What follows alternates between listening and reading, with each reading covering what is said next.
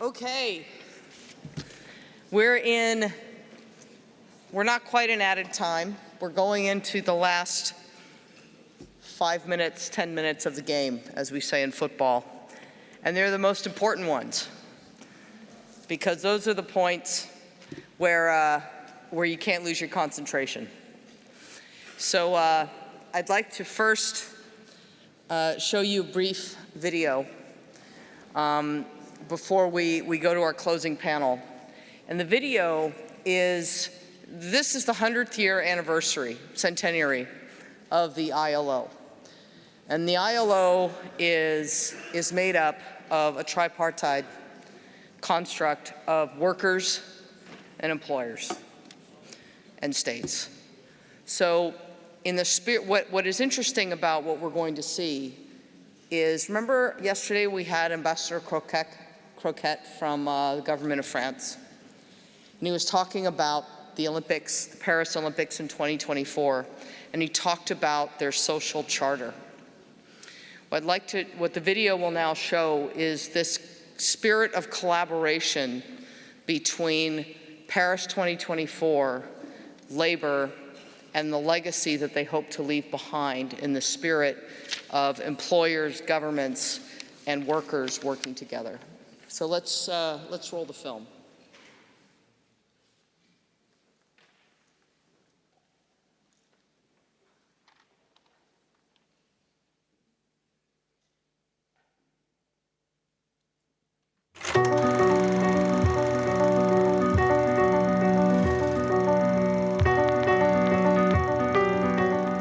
Le 28 juin 1919, sous l'égide du traité de Versailles, naît l'Organisation internationale du travail. Dans son préambule, la Constitution de l'OIT déclare « Les hautes parties contractantes sont mues par des sentiments de justice et d'humanité, aussi bien que par le désir d'assurer une paix mondiale durable. » Et pour l'OIT, il ne saurait y avoir de paix universelle et durable sans un traitement décent des travailleurs. Le traitement décent des travailleurs est un sujet qui occupe depuis longtemps Albert Thomas. Le 17 avril 1919, l'ancien ministre de l'Armement et des Fabrications de guerre défend devant la Chambre des députés sa proposition de loi sur les 8 heures. Ainsi se trouvent réalisés les 3-8, 8 heures de sommeil, 8 heures de travail, 8 heures de loisirs. Les loisirs de l'ouvrier, un autre homme s'en préoccupe. Il a réinventé les Jeux Olympiques en 1896. Il sera jusqu'en 1926 l'incontournable président du Comité international olympique.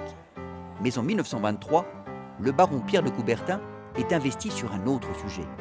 Il s'est rapproché de l'OIT et travaille d'arrache-pied avec Albert Thomas pour unir monde du travail et monde du sport, démocratiser les loisirs et faire progresser la cause ouvrière lors de grands événements sportifs.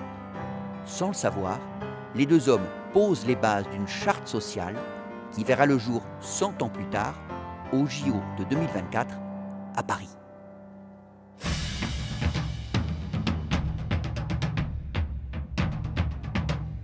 Avec Anne Hidalgo, on partageait vraiment cette ambition d'offrir un nouveau modèle d'organisation des Jeux. Aussi surprenant que cela puisse paraître, jamais des Jeux Olympiques n'ont été envisagés dans une capitale avec des objectifs sociaux affirmés. Cette charte, par exemple, sur l'accès à l'emploi, elle va permettre de développer, notamment en Seine-Saint-Denis, dans les territoires où les sites de compétition vont être construits, de pouvoir aller repérer, chercher, former des jeunes qui sont aujourd'hui peut-être loin de l'emploi pour les ramener vers l'emploi. Le sport, il est comme tout élément de la vie. C'est-à-dire qu'il n'y a aucun élément de la vie qui, à un moment donné, n'est pas traversé par une réalité du travail. La raison que l'on s'y intéresse en tant qu'organisation syndicale, elle est de s'assurer que les conditions de réalisation qui sont en amont, pendant et après, eh bien, sont bien respectueuses des normes sociales du pays et des normes sociales internationales. L'enjeu, c'est autant de réussir les Jeux que l'avant et l'après-Jeux. Et en ce sens, la charte sociale constitue dans cet édifice une pièce absolument fondamentale. Que ces Jeux soient utiles. Et de fait, ça nous a amené à se dire qu'il fallait construire une stratégie sur ces sujets d'héritage, sur cette dimension sociétale du projet, pour qu'on ait l'adhésion de la population. Avec le charte social, on franchit un palier supplémentaire. Le pouvoir que le sport possède pour unifier les gens et dans ces cas-là pour contribuer aussi au développement social. C'est vraiment quelque chose qui va laisser, je pense, des conséquences pour l'avenir, des conséquences très importantes pour Paris, pour la France, mais aussi pour la suite de cette histoire. Peut-être, c'est peut-être trop tôt pour le dire, que ces Jeux Olympiques, cette charte sociale qu'on a réussi à signer, peut nous aider à servir de modèle. Si la charte n'est pas respectée, par exemple, il risque d'y avoir des tensions sociales, ça c'est sûr. Mais il faut reconnaître que du côté du patronat, le départ est plutôt bon, puisqu'on est dans le sport, on a pris un bon départ. Donc moi je suis très heureux de ce départ et aujourd'hui la dimension sociale de cet événement planétaire, elle est vraiment bien installée au cœur de l'organisation.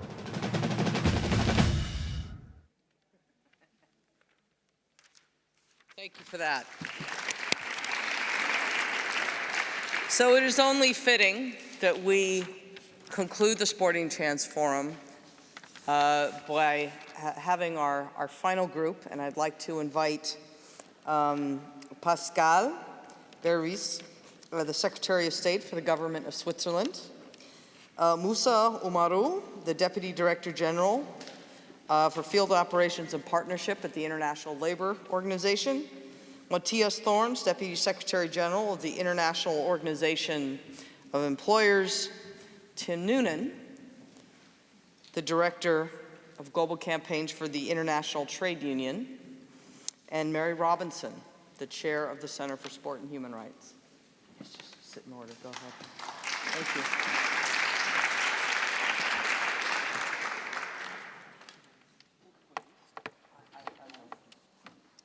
So,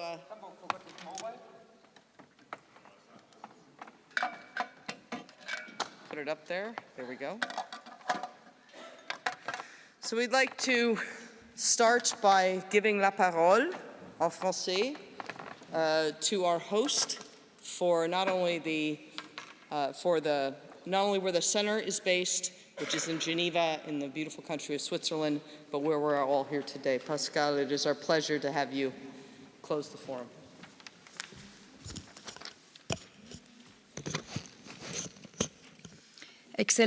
Your Excellencies, distinguished panelists, ladies and gentlemen,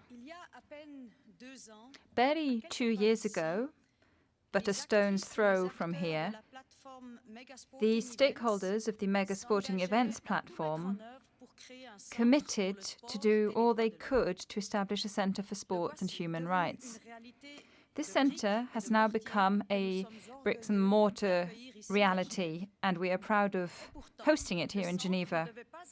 Yet, the centre was not supposed to be a goal in and of itself. Rather, it was designed to expand our participation in the joint effort to uphold human rights in sport by garnering contributions from all stakeholders around the world. Your Excellencies, ladies and gentlemen, we are living a turbulent year with an awakening of people fighting for climate, for democracy, for freedom of expression and equality throughout the world. And it is against this backdrop that sport has emerged as a vehicle for the realization of human rights and for gender equality, revealing its power through tragic events, but also through tremendous success. Allow me to mention but 3 examples. Quite recently, on the 1st of October 2019, for the first time ever, a women's football league was created in Sudan, following the popular uprising that led to the downfall of Omar al-Bashir's regime. Sarah Edward and her fellow teammates, who were recently filmed in Khartoum Offside, wanted to build a dream, that of creating a Sudanese women's football team for the Football World Cup. This shows that despite the barriers posed by traditions, by religion and by politics, ties created through sport are a phenomenal force for good. and this shined through in expressions of struggle for democracy and freedom around the world. There's the tragic case of Sahar Kodari, the blue lady who set herself alight simply because she was arrested after wanting to watch a football match in Iran, and this unleashed a wave of support which led to Stadia's gates finally being opened to women. We've also got the case of Hakim Al-Araibi, whom we heard here, and who mobilized international public opinion. For Craig Foster, a sports journalist and a former Australian football player, the fight for the freedom of a young man turned into a struggle for all people deserving human and humane treatment, especially for refugees. Collective action is the backbone of the impact that the Centre for Human Rights and Sport has. The positive power of united peoples, united around common causes, is more powerful than any form of racism, homophobia or sexism, which now and then mar the smooth running of sporting events. These expressions are a minority, and we need to isolate them whilst promoting education and positive examples. These events marked the first year of the Centre's existence. The Centre has managed to capture the zeitgeist and to catalyse collective action in favour of human rights in sport, in particular for those who are most affected by these questions, as has been shown by the international support expressed for Hakim, support for permanent access for women to stadium in Iran, or the outrage against abuse committed against the Afghan female football team. The Centre has also positioned itself as a centre of expertise by sharing lessons learnt for a better integration of human rights in the bidding processes for sporting events and by disseminating relevant tools. Ladies and gentlemen, we are proud to have once again hosted here in Switzerland a stage of the Sporting Chance Forum, an annual event which allows us to take stock of the implementation of Sporting Chance principles. And I'm delighted and proud to say that there has been a quantum leap since the last time the peloton of the SCF passed through here in 2017. One of the key goals of the forum was to mobilize a greater number of sports organizations and to get them to commit to human rights by becoming more accessible and by explaining human rights in a language which they can understand. It was also about strengthening states' commitment in the global south, in particular in Africa, as the example of consultations on human rights and sport in Kigali has shown. These goals will continue to guide our actions, and as the host country for several major sports federations, we are very aware of the special responsibility that we shoulder. After this annual meeting, we can see that many practical ideas have been floated, and we do hope that all organizations here will seize this opportunity to translate the Sporting Chance principles into reality. We look forward to working with the sports organizations in order to further contribute to the implementation of their commitments for the broadest possible benefit. Ladies and gentlemen, I would like to end by paying tribute to Mary and Mary. Under the enlightened leadership of Mary Robinson, we have managed to cast aside our doubts and hesitations and to give shape to a structure for working towards a world in which sport and human rights are fully aligned. Under the determined leadership of our team leader, Mary Harvey, we have become convinced that the Centre will be a powerful catalyst for sport to exercise its full positive power. This year, we celebrate the 30th anniversary of the Convention on the Rights of the Child, and we would like to offer it a future in which it can flourish in full security and dignity. We will stand by you as host and ally. Thank you.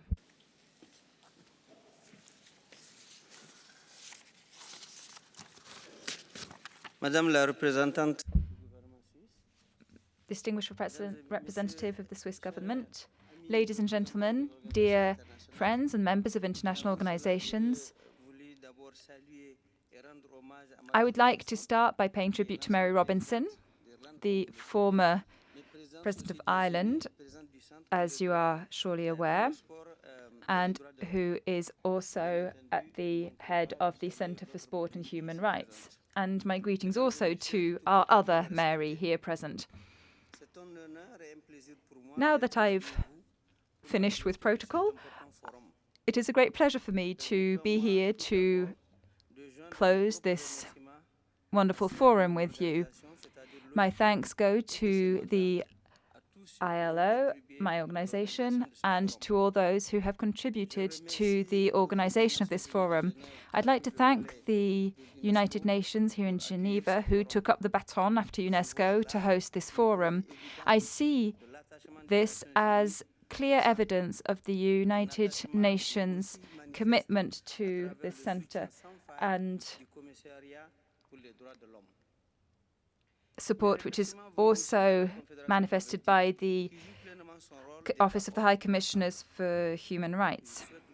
My thanks to Switzerland for acting as a host for the centre and the technical support provided by Mr. Morrison, whom I'd like to extend my greeting to. I'm very glad that many international sports federations took part in this meeting, as well as an increasing number of governments. We would like to appeal to other organizations to take part, and in particular, we'd like to thank the organization of Francophonie for their contribution to making it more multilingual. It is wonderful to see the participation of countries such as Rwanda and Mexico, and I would like to underscore how tripartism and social dialogue have enabled the Centre to advance the terms of the protection of human rights. This multi-stakeholder process has made great progress thanks to its tripartite basis and the contributions from our constituents, in particular the International Trade Union Confederation and the Employers Union and World Players Association. I thank them all for their contributions. As the ILO, we are very glad to be part of the Centre, and we support an approach which is a hands-on one. This meeting has been held the same year as the 100th anniversary of the ILO, and I feel that it is essential to underscore that sport and athletes and events organizers and federations should have their place here. Allow me to digress a minute. I appreciated the fact that the film was screened here,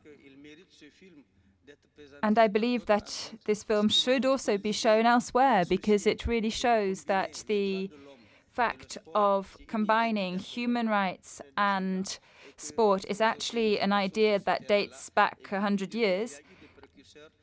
So we have forerunners from which to be who can inspire us. It is no coincidence if the first meeting on human rights and sport took place in 1929 and was hosted by the ILO. It enjoyed the participation of Pierre de Coubertin, the role of whom we are all aware in sport. We have a key role to play, both in the world of sport itself, at the local level, at the national level, at the international level, and also we have a role to play in ensuring that we also promote decent work. To promote decent work, the value of dignity needs to be more pervasive in our societies.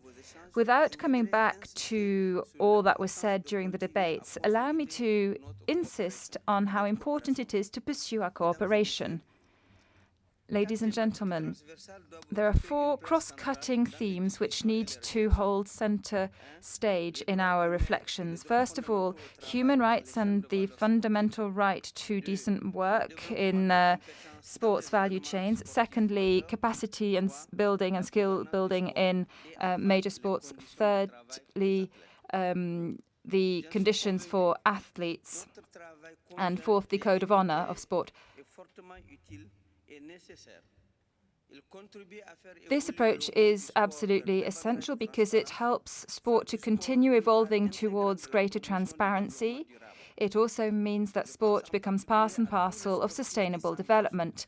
I'm thinking in particular of sports persons who engage at all levels, at the local level, at the international level. Everyone should be given a voice and the opportunity to contribute constructively to the decent work agenda and the 17 Sustainable Development Goals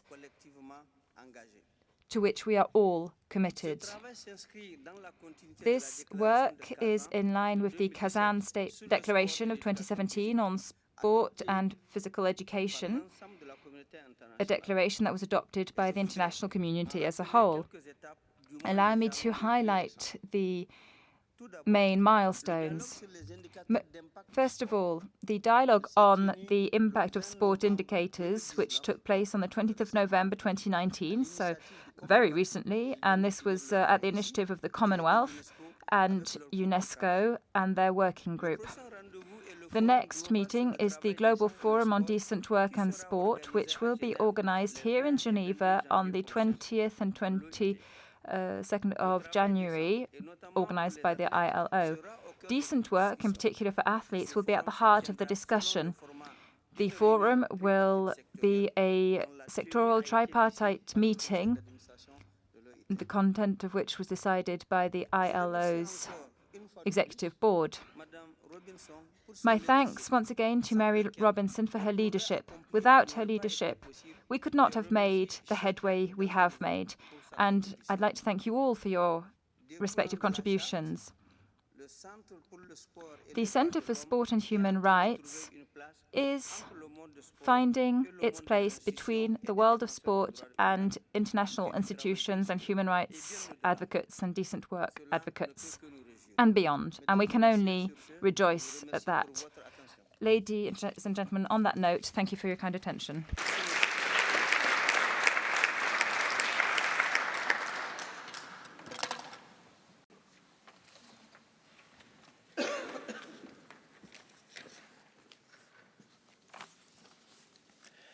Good afternoon.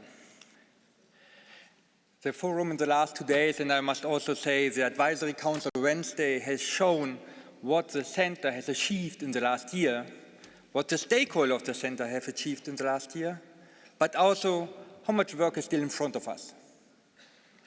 I would like to thank Mary Harvey, William Rock, the Centre team, John Morrison from IHRB, the director of the centres, Ron, Jay, and Francis, and of course, Mary Robinson for the great work they have done in the last year. We have to remember that they not only had to deliver on the work plan of the centre, which we discuss here, but they also have to work to establish the centre here in Geneva, to structure it, and these all against very tight resources. So I really think they did a miracle, to be honest, in the last year, and I would like to congratulate them for the achievement. The centre will grow a bit in the next year. It will still be a small centre with very limited resources. When the centre wants to achieve change on the ground, when it wants to have impact in the world of sports, it needs the strength of its stakeholders. It needs the strength of us here in the room. That is actually where the centre can have impact, because it is, and it has the support of governments, of trade unions, of NGOs, of sport bodies, of business, of employers' federation. It is these organizations which has to promote the centre's agenda. The FIFA World Cup in Qatar has shown how collective action can achieve change on the ground and can lead a mega sporting event to become a tsunami of change for the good. the end of the kafala system, the introduction of non-discriminatory minimum wages, the collaboration with trade unions in the monitoring of working conditions of migrant laborers. It is only and has been only possible because of our engagement all together, because of our collective action. The important work of the Center in Africa, which we heard about during this forum, the collaboration with the NRIs there, could really benefit also to bring in more stakeholders, to create coalition of change on the ground. We from the IB and our member federations in 150 countries, representing more than 50 million companies, are eager to engage and to support the Center there. And I'm sure the same is true for the trade unions we will hear from Tim in a moment. There are a lot of processes where the Center needs and can plug in. The Alliance 8.7, where Pathfinder countries at the moment developing national action plans how to eradicate forced labor and child labor, could be a good possibility for the Center to promote its own child rights agenda. The current workstream of OHCHR on access to remedy hopefully will inform the Center on its work on access to remedy and have fruitful ground for cooperation between OHCHR and the Center. And Moussa Oumarou spoke about the decent work in Sports Forum, which will happen in January, which is a huge opportunity for the Center to advance its work on fundamental principles, rights and working conditions for athletes. Colleagues, access to remedy has been a focus of the Center from the very beginning. And the Center had important achievements. This afternoon we had the very emotional speech of Hakim, which all touched us very much. The Center also followed up on all the cases we heard last year in Paris. And it will do, I'm sure, with the cases we heard today and yesterday. The Center shows that the world is watching, that violations are not tolerated, not ignored, and not forgotten, and that pressure will be exercised until change happens and remedy is given. In the year forward, we need to think how to formalize this important work of the Center and how to structure it to make it even more effective. Let me at the end assure you that business, that Employers Federation are highly supportive of the Center and the work it does, that we want to help it to have impact and to grow. Thank you.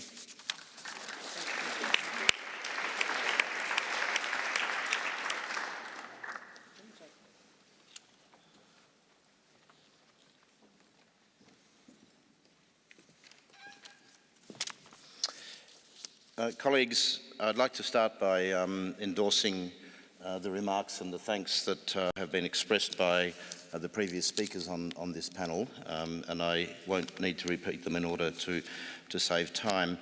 What I would like to do is just to reflect briefly at the outset. This is the third forum of this type, and from each of the first two, there is certainly a takeaway. For me, the takeaway from the first forum hosted by the US State Department in Washington, D.C. was hope and expectation, the beginnings of this process, tempered, of course, with the testimony that we already heard at that time as to the violations which people had experienced in the world of sport. The second, hosted at UNESCO in Paris, we had much more testimony, much of it harrowing, and I recall that we had counsellors present in the room. And it was deeply disturbing. And that helped us to understand the scale of the challenges that we face and the vital need for an effective and active Centre for Sport and Human Rights. The third forum here this week, we see the scope and the depth of the Centre expanding. And I would like to welcome the engagement of more sports federations and others who are new to this process. We've also seen evidence of the impact that the Centre for Sport and Human Rights has already had and can have. Backing the campaign for Hakim, led by Craig Foster and contributing to his freedom and escape from further torture and possible death at the hands of the state.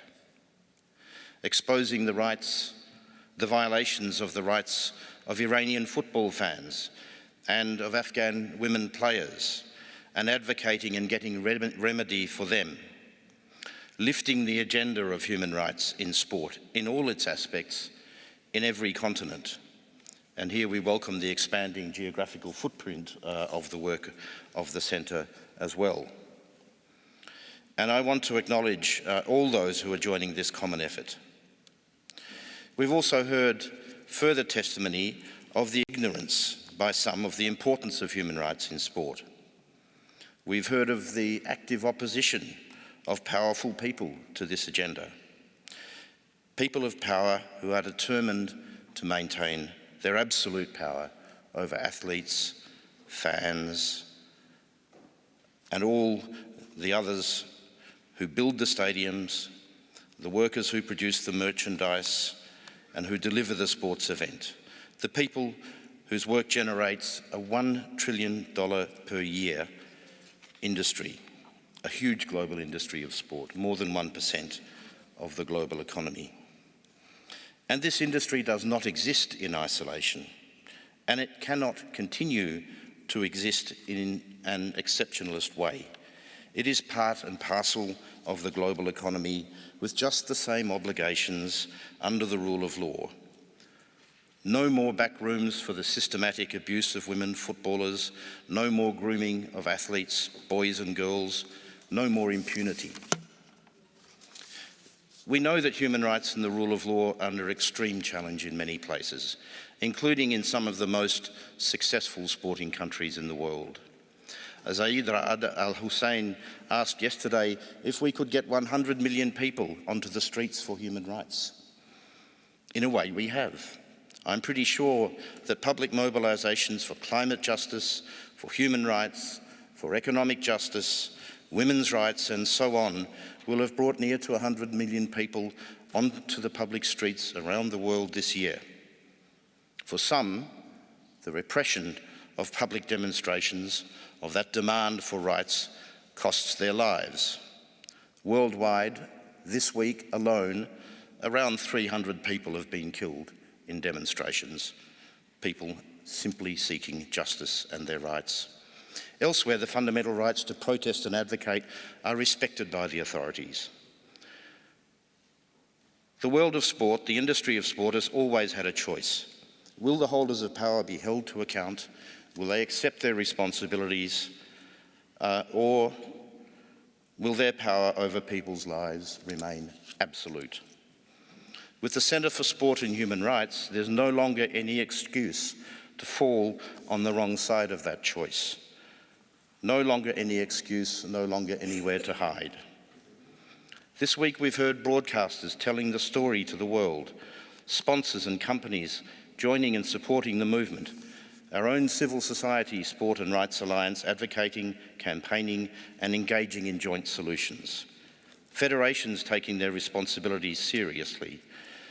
National human rights institutions joining the work. Athletes and players doing their bit. Academics, governments, intergovernmental organisations joining the cause, and so much more. And as I mentioned governments, I do wish to make a specific mention of the government of Switzerland. Switzerland is a home to sport, and it's a home to human rights. And in this country, hosting this event, we are seeing the marriage of sport and human rights in that home. Colleagues, we have in the Centre for Sport and Human Rights something unique and uniquely powerful. Its rights-based mandate, expertise and reach is without parallel. There are powerful interests against human rights in sport. We must meet that power with our own collective power to ensure that people like Hakim can live free from fear. My takeaway from this third forum comes from the dinner that I was able to have last night with Abdulaziz and Hakim, and from what we heard today. Two men, both in cages, one reaching out to the other on different sides of the world. Those two men made a connection, and here we see their connection is real and it's human, and they are sitting together. And I think it is our privilege to be with them. But it's not only our privilege, it's our obligation to carry forward the fight, the work that we all have to do, and to make the most of this unique institution, the Centre for Sport and Human Rights. Thank you very much.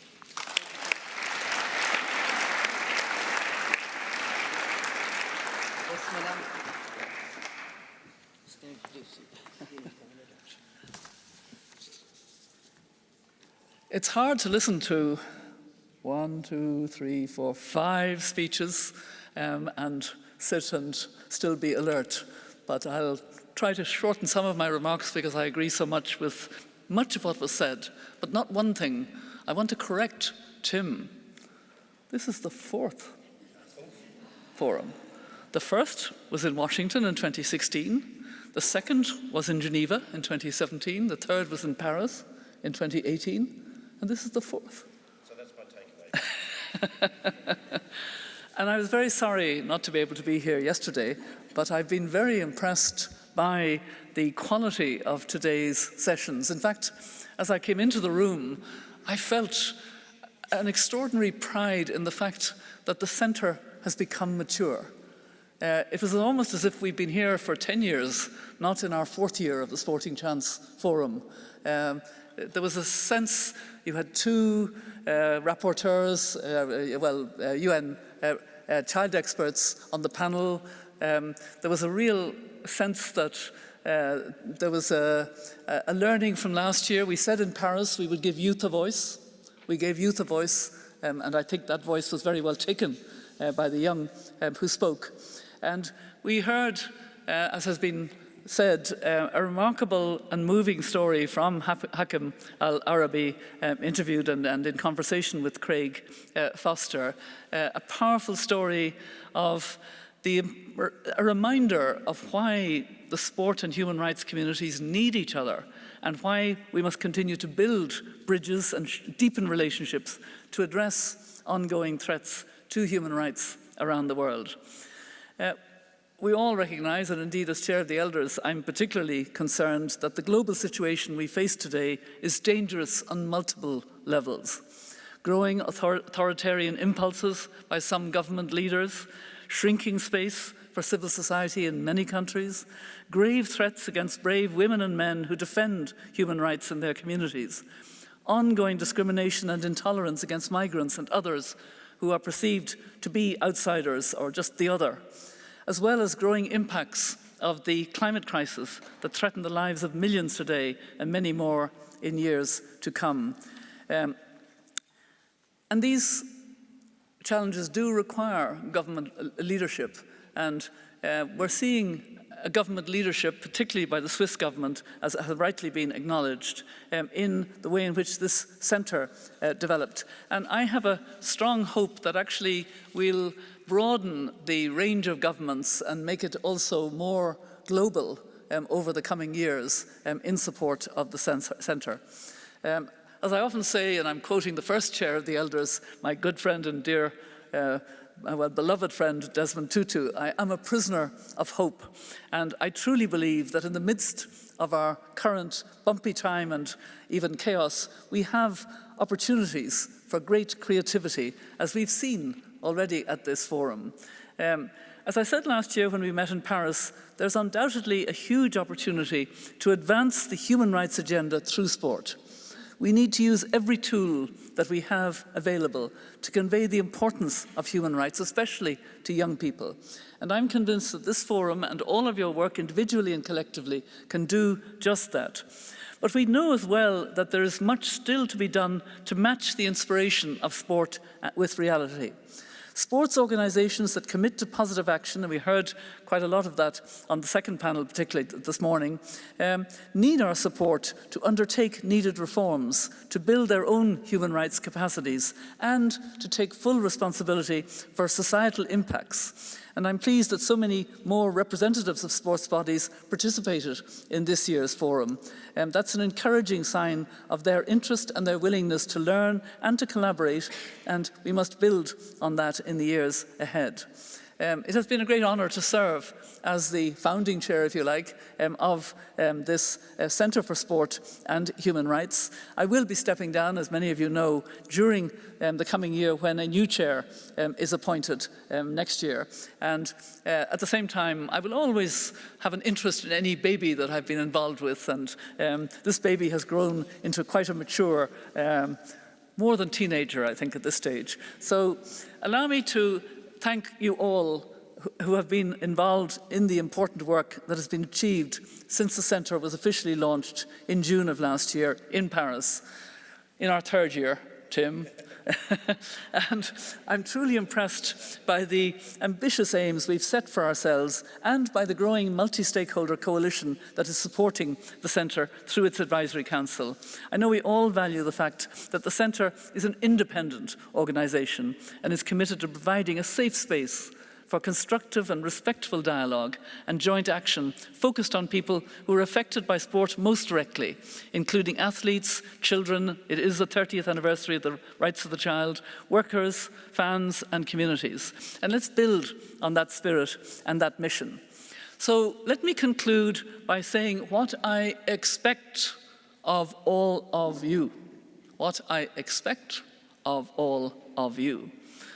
I urge you to remain committed, to continue to find strength in the broad and diverse coalition that has come together to address complex challenges and challenges in the world of sport. We've all seen the positive change that can happen through collective action, even on a very human rights issue involving an individual who was in conversation here today. And that will only be possible with your continued support of the Centre. To those in the audience who perhaps are attending a Sporting Chance Forum for the first time, I urge you to consider how your organisation may be able to support the Centre and indeed how the Centre may be able to support you. So as we move forward, that would be a way of fully harnessing the power of sport to advance human rights for all. Let me just reflect on a previous honour that I had. It was as President of Ireland. That's when I learned how important sports is in the lives, particularly of young people. Of course, I got the best seat in the house, in the stadium for sport, but simply by going to women's sports, I was able to increase the audience year by year. It doubled and trebled because when a president goes to a sporting event, then it's important and people come. It was a small way of seeing and acknowledging and being aware that sport at its best, as we know, is inspirational. Human rights are inspirational. The two together are a wonderful way of conveying to young people that this is an important part of the way in which they can become true citizens of this world, citizens who understand the importance of the challenges we face, but also of the importance of collective action that we can all do together. I'm so proud of what you have all achieved. I'm so pleased that I had a small role in it. I will continue until I step down from the chair to be very interested, but I will always be following how this centre develops. Thank you very much.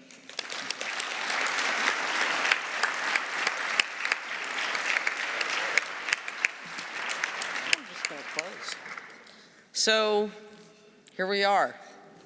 We're in time added on, as we say in football, if you're a football player, extra time.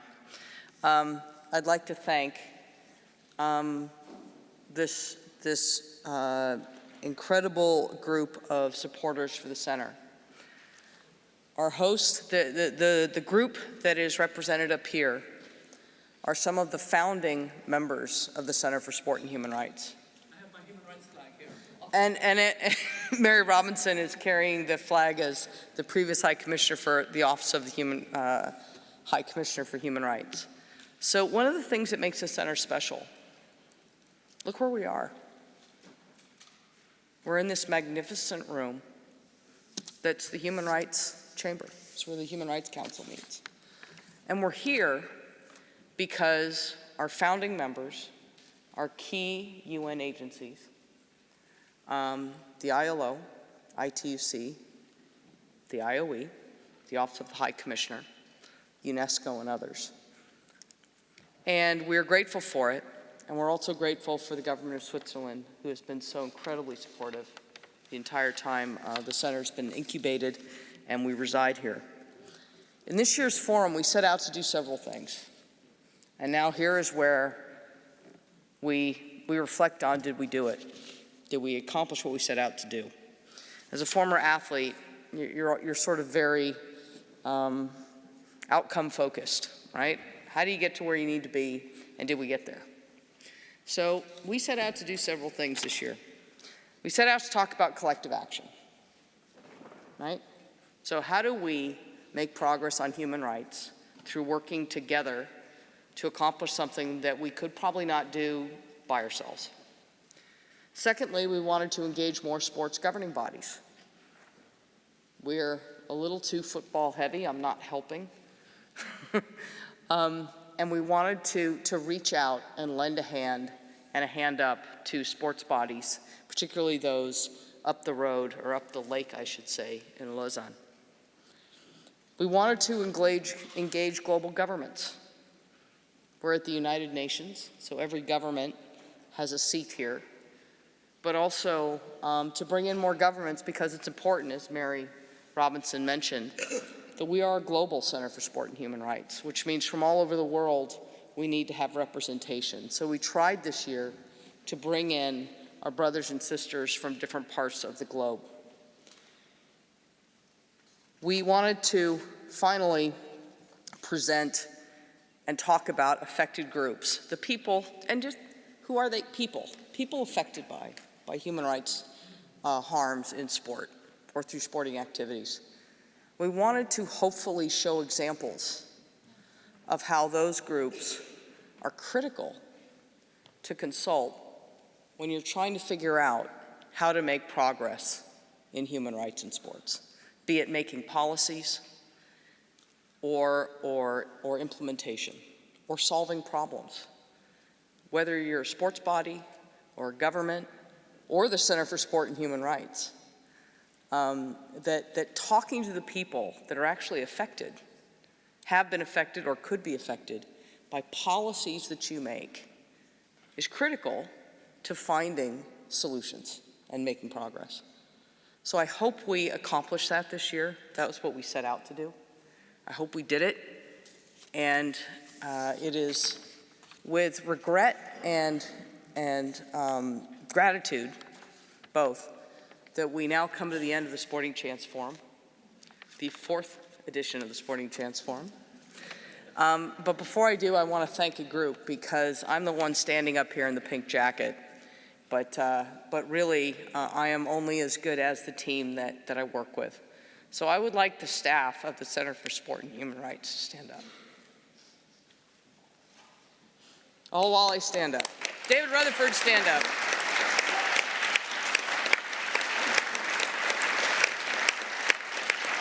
Thank you all for everything you've done to make this happen. And I'd like to make one final thanks, and that's to John Morrison. John Morrison, along with Mary Robinson, took the decision several years ago through IHRB, our parent company, to incubate this baby that has now become the Center for Sport and Human Rights. So John, thank you. Thank you for your leadership, and thank you for giving birth to this beautiful baby.